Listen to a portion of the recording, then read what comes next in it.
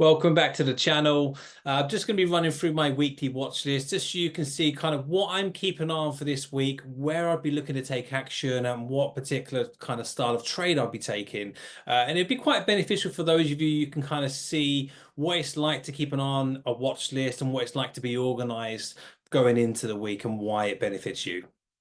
So the first one on the list is going to be the US dollar against the Canadian dollar. The reason why I'm keeping on this in my watches for this week is ultimately we've kind of had the breakout. Yeah, you've had that period where it kind of consolidated for quite some time. We did have a breakout the other week, and it has kind of pulled back into this. So this is definitely something I'm liking the setup of at the moment. I like that it's respected the kind of the 10 and 20 zone as well.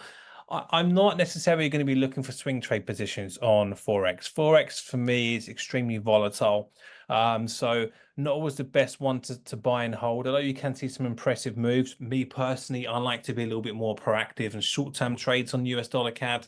So what I would actually be keeping an eye on right now is I'm going to be keeping an eye on the 4-hour setups. Okay, as you can see at the moment, it's not quite there. And when I say it's not quite there, what I'm referring to is I want the 10, which is the blue line, to be above the 20, which is the red line. These are what we call EMAs. So I want to really see setups like this. So hopefully I'm going to see a bit of an upwards move to get that crossover.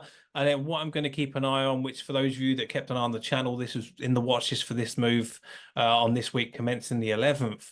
I'm looking for similar setups here where I can see him kind of pull back, respect that EMA zone, a little green bar to close out back above the 10 to give me the confirmation that I'm now looking to maybe trade this.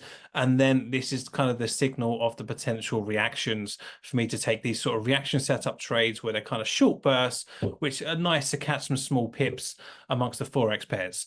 Of course, you do need to keep an eye out for the market. And when I say keep an eye on the market, I'm talking news. Too many people get caught trading through news. Okay, you can pop onto Forex Factory, go on the red folders, and you can see any news which is coming out this week. Do be vigilant, guys. It does create so much volatility holding trades during these red folders.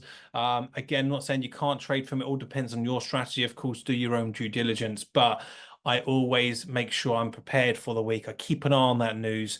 So I'm trying not to let that ruin my game plan. Maybe consider closing trades before that volatility does kick in. And again, it will match up for the time zones that you're in. So do check out Forex Factory as well. Well, there's plenty of other sites out there for you to keep an eye on. But going back to the list, so that's the US dollar CAD. Not quite there at the moment, but for short-term opportunities, looks quite promising this week. I'm also keeping an eye on spot gold. Now, the other four assets, as you can see up here, these are all the reason I'm keeping an eye on these. My watches is ultimately they're trending. So the behavior of the asset is trending up. Again, always want to trade with that trend. So I'll be looking for some up trades with golds. I've mapped out again where I think this can potentially get to on this key level up here. Not really looking for this for a swing trade position this week. Ultimately, the 10 and 20 are going to take too long to cross over on a retest.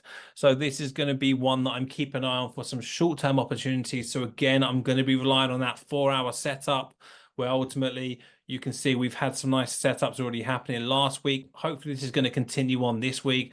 But again, that's what I'd be looking for here. This is my entry trigger I keep an eye on for. A nice pullback, get that closeout confirmation, and then this is going to be really where I'll be looking to take action and then ride my trades. So spot gold, definitely one keep an eye on for this week. Indices looking quite strong again. So my favorites tend to be Germany 40 and US Tech, or known as the NASDAQ and the DAX. Again, similar pattern with Germany 40 and US Tech right now. We've kind of seen the price come back above.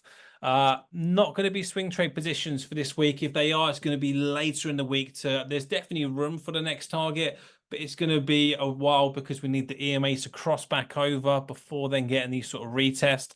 So for Germany 40 and the NASDAQ, I think we're going to be looking at more 4-hour setups. So you're looking for more shorter term. Well, I'm looking for more shorter term at the beginning of the week. And then I'm going to be looking for some longer term opportunities, maybe if it sets up towards the end of the week, but definitely already set up for the 4-hour crossovers. The EMAs are the right way around. So definitely want to keep an eye on, definitely for my sake at the beginning of the week. And then last but not least, we got Coffee Robusta making another appearance after last week. Set up really nicely last week. Everything's in the right position. Still got some good growth before that next key level. So kind of got the ability to keep an eye on Coffee Robusta for swing trades and for, well, I say swing trades. I mean, there's not weeks worth of growth, but there's a good week of growth in this trade still. Or I've got the ability to keep an eye on some short-term proactive trades where I consider 4-hour setups as well. Hopefully you've enjoyed the assets and my breakdown of why I'm keeping an eye on these in my watch list. But again, just because these are going to work for me, this suits my particular way of trading, it doesn't mean it's going to suit yourself. Okay. And that's one of the key things that people skip past. They see other people doing very well. They see different strategies. They try their hand at multiple different ways of trading. But the biggest problem is not knowing what is suitable for yourself. So if you'd like to know what it's going to look like for yourself and how your unique DNA can really benefit your trades up to 70% more profitable or more accurate of a way of trading for yourself, then what I would say to yourself is pop onto my website.